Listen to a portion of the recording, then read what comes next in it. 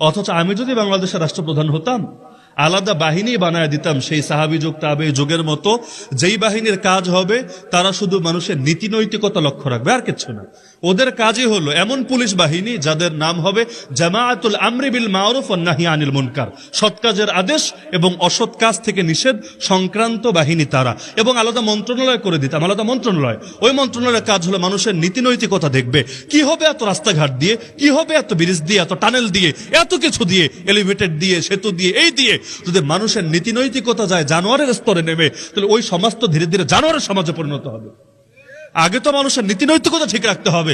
এই যে নির্বাচন উপলক্ষে কত প্রার্থী কত ওয়াদা দেয়, দেখবেন সব হলো খালি জাগতিক উন্নয়নের ওয়াদা। তো মানুষের নীতি নৈতিকতা ঠিক করা দরকার। যুব সমাজকে মাদকের হাত থেকে, এই অবাধ হারাম রিলেশন জিনার হাত থেকে হেফাজত করা দরকার।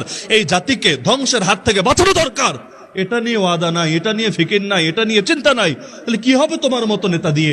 নেতা তো জাতিকে জাহান্নাম থেকে বাঁচানোর ফিকিরও করা লাগবে।